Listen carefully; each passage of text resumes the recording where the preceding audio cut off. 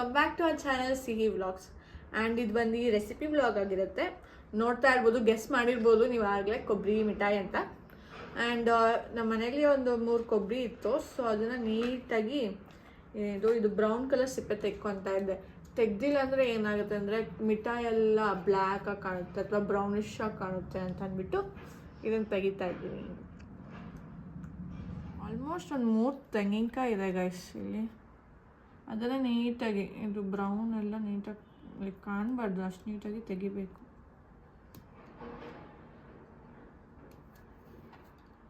So guys ಈ ಥರ ಕೊಬ್ಬರಿನ ನೀಟಾಗಿ ಈ ಥರ ಸ್ಲೈಸ್ ಮಾಡಿ ಇಟ್ಕೊಂಡಿದ್ದೀನಿ. ನೋಡ್ತಾ ಇರ್ಬೋದು ಇಲ್ಲಿ ಚಿಕ್ಕದಾಗಿ ನೀಟಾಗಿ ಸ್ಲೈಸ್ ಮಾಡಿ ಇಟ್ಕೊಬೇಕು. ಇವಾಗ ಇದನ್ನು ನೀಟಾಗಿ ನುಣ್ಣಗಾಗಂಗೆ ರುಬ್ಕೊಳ್ಳೋಣ.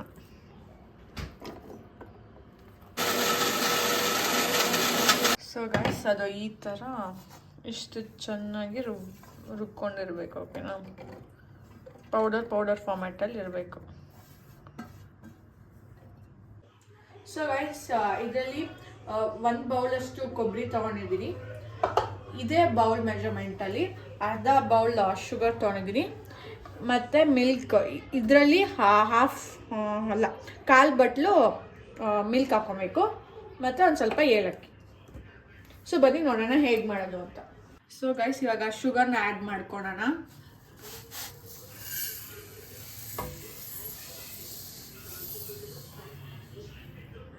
ಸೊ ಗೈಸ್ ಈ ಬೌಲ್ ಮೆಜರ್ಮೆಂಟಲ್ಲೇ ನಾನು ಅರ್ಧ ಬಟ್ಲು ಶುಗರ್ ಹಾಕ್ಕೊಂಡಿದ್ದೆ, ಇನ್ನು ಕಾಲು ಬಟ್ಲು ಮಿಲ್ಕ್ ಹಾಕ್ಕೊತಾ ಇದ್ದೀನಿ. So let us add.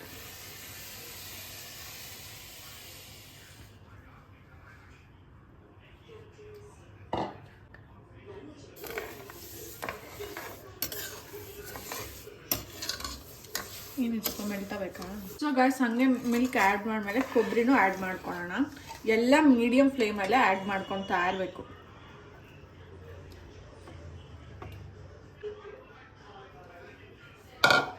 And ಈಗ ಮಿಕ್ಸ್ ಮಾಡ್ತಾನೆ ಇರಬೇಕು.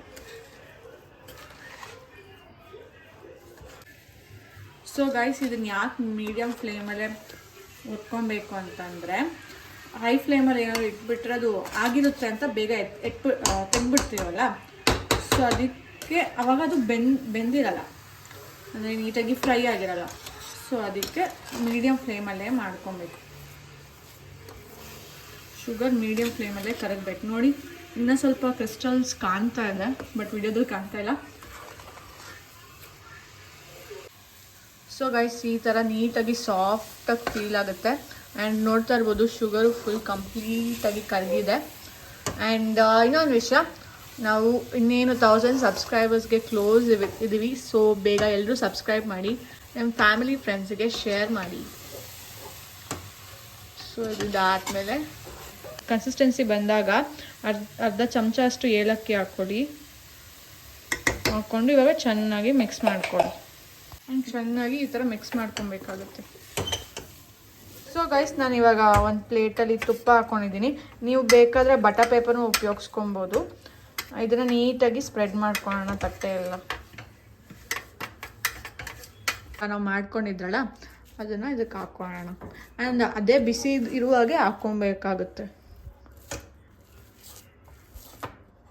ಸ್ವಲ್ಪ ಜಾಸ್ತಿ ಆಯಿತು. ಸೊ ಅದಕ್ಕೆ ಇನ್ನೊಂದು ತಟ್ಟೆ ತೊಗೊಂಡು ಇದಕ್ಕೂ ನೀಟಾಗಿ ಬಟರ್ ಸ್ಪ್ರೆಡ್ ಮಾಡಿಬಿಟ್ಟು ಇದಕ್ಕೂ ಹಾಕ್ಬಿಟ್ಟು ತೋರಿಸ್ತೀನಿ.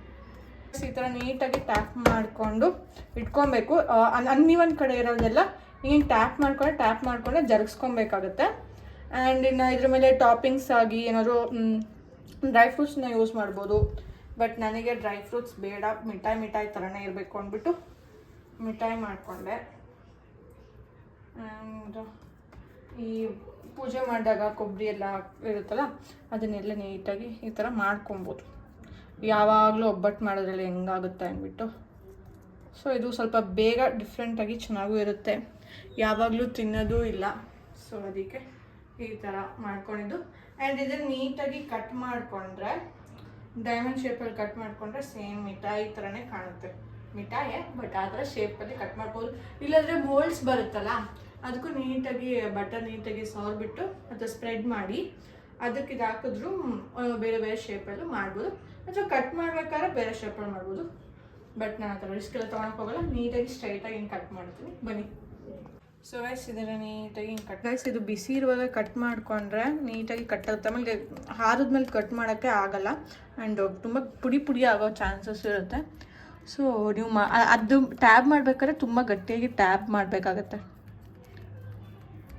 ಗೈಸ್ ನಾನು ಇವಾಗ ಇದನ್ನು ಈ ಥರ ಕಟ್ ಮಾಡ್ಕೊಂಡಿದ್ದೀನಿ. ಇದನ್ನು ಒಂದು 1/2 hour ಬಿಟ್ಟಾದ್ಮೇಲೆ ಸಿಗ್ತೀನಿ.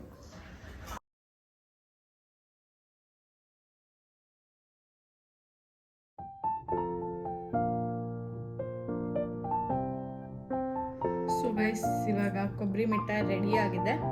ಆ್ಯಂಡ್ ಇಲ್ಲಿ ನೋಡ್ತಾ ಇರ್ಬೋದು ಎಷ್ಟು ನೀಟಾಗಿ ಕೂತಿದೆ, ಯಾವುದೂ ಪುಡಿ ಪುಡಿಯಾಗಿ ಬಂದಿಲ್ಲ.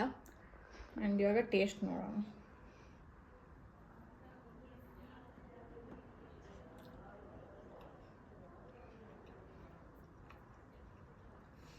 ಚೆನ್ನಾಗಿದೆ ಗೈಸ್. ಸೇಮ್ ನಾನು ಅಜ್ಜಿ ಮನೆಗೆ ಹೋದಾಗ ಅಥವಾ ಆ ಕಡೆ ಎಲ್ಲರೂ ಹೋದಾಗ ಅಲ್ಲ ನಮ್ಮ ಅಜ್ಜಿ ಒಂದು ಹಬ್ಬ ಬರೋದು, ಆ ಹಬ್ಬದ ಟೈಮಲ್ಲಿ ಅದು ನಮ್ಮ ಮಾಮ ಕೊಬ್ಬರಿ ಮಿಠಾಯಿ ತರೋದು.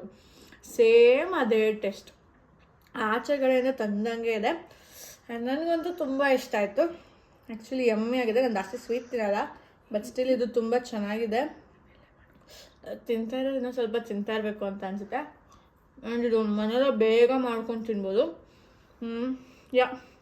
ನೀವು ಈ ರೆಸಿಪಿನ ಮಸ್ಟ್ ಟ್ರೈ ಅಂದರೆ ಮಸ್ಟ್ ಟ್ರೈ ರೆಸಿಪಿ.